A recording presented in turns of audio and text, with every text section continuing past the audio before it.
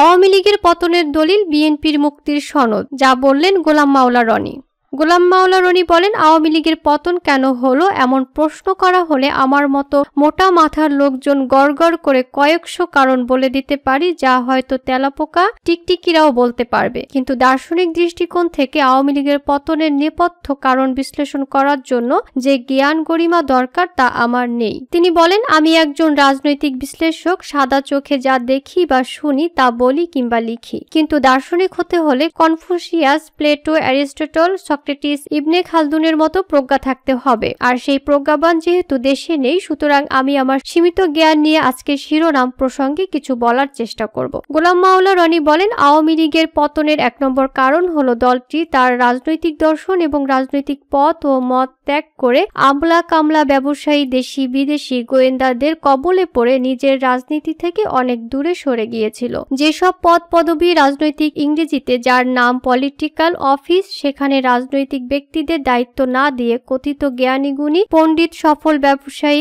আমলা প্রমুখদের নিয়োগ দিয়ে রাজনৈতিক নেতাকর্মীদের অপমানিত ও লাঞ্ছিত করেছে। ফলে পলিটিক্যাল অফিসগুলো প্রাণশূন্য হয়ে পড়েছিল এবং জনগণের সাথে অফিসের কর্তাদের কোনো সংযোগ ছিল না। এইচ.টি. ইমাম, ডক্টর মশিউর রহমান, আবুল মাল, আব্দুল মুহিত প্রমুখের মাধ্যমে আওয়ামী লীগ যে চমক দেখানোর চেষ্টা করেছে তা বুমেরাং হয়ে ধীরে ধীরে 2024 সালের 5 আগস্টের পরিণতিতে নিয়ে এসেছে। দ্বিতীয় ধাপে এসে আওয়ামী লীগ অসৎ ব্যবসায়ী, অসৎ আমলা, তেলবাজ ও ধরিবাজ, সাংবাদিক, বুদ্ধিজীবী ও পেশাজীবীদের জালে আটকা পড়ে যায়। এদের কারণে আওয়ামী লীগের হিতাহিত জ্ঞান লোপ পেতে থাকে, তাদের হেদায়েতের দরজা বন্ধ হয়ে যায়। ফলে তারা ভালো মন্দের পার্থক্য করা, সঠিক পথ অনুসরণ করা, ভালো মানুষের সম্মান করে যোগ্য পদে পদায়ন করার প্রয়োজন অনুভব করতে পারেনি। তিনি বলেন, মন্দ লোকের আধিক্য এবং মন্দদের দাপটের কারণে ভালোরা ব্যাকফুটে চলে যায়। ফলে আওয়ামী লীগের কাছে মন্দ কাজ, মন্দ চিন্তা, গুনাহ, ব্যভিচার, অবিচার ও অনাচারী ক্রমে আকর্ষণীয় মনে হতে থাকে।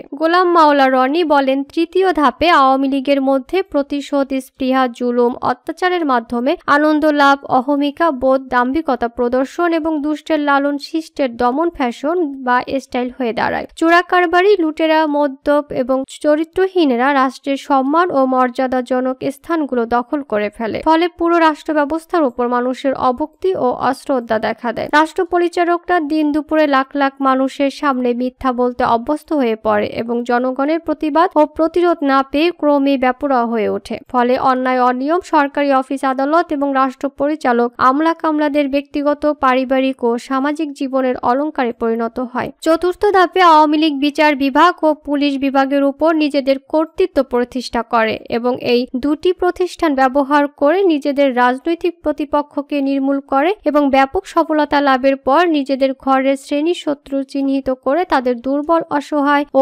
অকার্যকর বানানোর মিশন হাতে নেয়। নিজ দলের যোগ্যতম রাজনৈতিক নেতা, রাজনৈতিক জোটের নেতা সহ বিভিন্ন শ্রেণী পেশার মুক্তি বুদ্ধি ও মুক্ত চিন্তার লোকদের নিজেদের শ্রেণী শত্রু হিসেবে চিহ্নিত করে নানা উপায়ে তাদের অপমানিত, লাঞ্ছিত ও পদদলিত করে তাদের বাক স্বাধীনতা, চিন্তার স্বাধীনতা ও ভালো কাজের সক্ষমতা নষ্ট করে দেয়। তিনি আরো বলেন, পঞ্চম ধাপে এসে তারা সবাই মানসিকভাবে বিকারগ্রস্ত হয়ে পড়ে, তাদের মানবিক গুণাবলী রহিত হয়ে যায়। নির্লজ্জতা, বেহায়াপনা ও অহেতুক রঙ্গরস এবং ভয়ঙ্কর রাজনৈতিক খেলাধুলা নিত্যদিনের বিনোদনে পরিণত হয়। মধ্যযুগের রক্তপিপাসু জুলুমবাজদের মতো ক্ষমতার চেয়ারগুলো রক্তপিপাসু হয়ে পড়ে। মানুষের মৃত্যু দেখলে তাদের হৃদয় বিগলিত না হয়ে বরং উল্লসিত হতে শুরু করে। এই অবস্থায় প্রাকৃতিক অভিশাপ তাদের জন্য অনিবার্য হয়ে পড়ে এবং সারা বিশ্বকে অবাক করে বাংলার জমিনে 2024 সালের 5 আগস্ট গণ অভ্যুত্থানের এক নতুন দৃষ্টান্ত স্থাপন হয়। আওয়ামী লীগের পতনের উল্লেখিত সাদামাটা কারণগুলো পর্যালোচনা করে আগামী দিনের কর্মপন্থা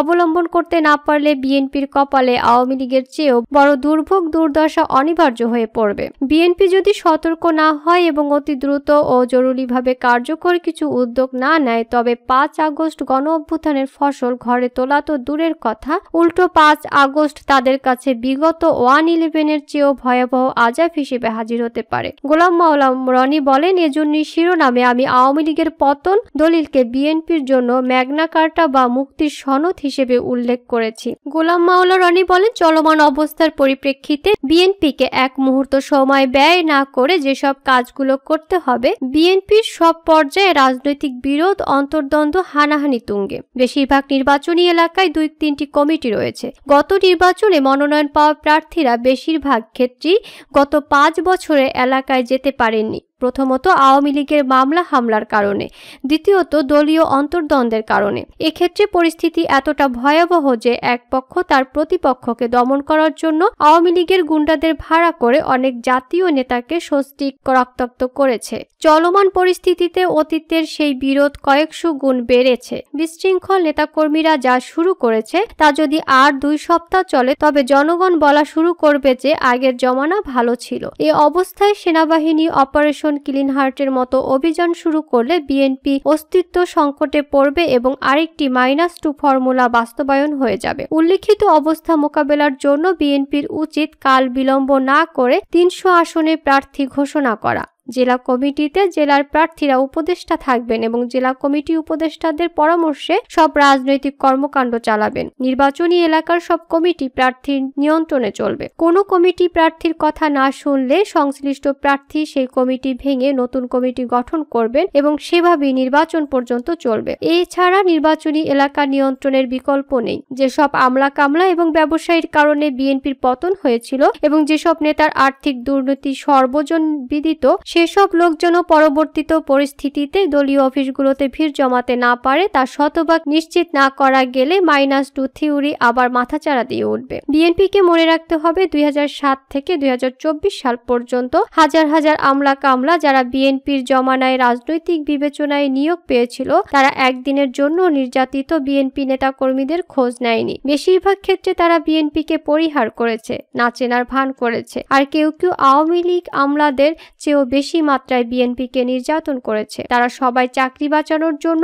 আওয়ামী লীগকে সকাল বিকাল আব্বা ডেকেছে। সুতরাং পরবর্তী পরিস্থিতিতে সেসব পুরনো দলবাজদের তাড়াতে হবে এবং প্রশাসনকে দলীয় প্রভাবমুক্ত রাখার শপথ নিতে হবে। বিএনপির মূল শক্তি তার কর্মী, সমর্থক এবং ভোটার, যারা কিনা সংসদ সদস্য প্রার্থীর মাধ্যমে দলের নিউক্লিয়াসে যুক্ত থাকে। সুতরাং সংসদীয় পদ্ধতি মেনে সব দলীয় সংসদ সদস্য প্রার্থীকে সম্মান ও মর্যাদা দিতে হবে। প্রধানমন্ত্রী, মন্ত্রী, সংসদ সদস্যের মর্যাদা সমমর্যাদার এই বিশ্বাস ও আস্থা দলের শীর্ষ নেতৃত্বকে ধারণ করতে হবে এবং সেভাবেই নিজ দলের প্রার্থীদের মূল্যায়ন করা হলে তৃণমূল বিএনপিতে দ্রুত শৃঙ্খলা ফিরে আসবে।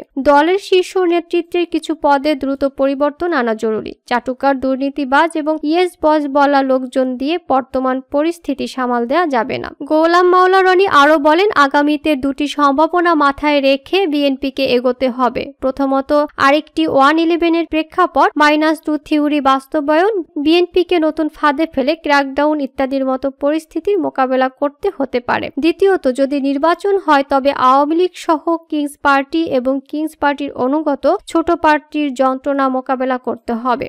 দলের ভেতরে বাইরে যারা বিভিন্ন সময় গোয়েন্দা সংস্থার হয়ে কাজ করেছে ও তাদের টাকা নিয়ে রাজপথে সরকার বিরোধী লম্ফজম্প করেছে এবং এখনো সব দরবারে বাতি জ্বালানোর চেষ্টা করছে, এদের কাছ থেকে দলকে 133 মাইল নিরাপদ দূরত্বে রাখতে হবে।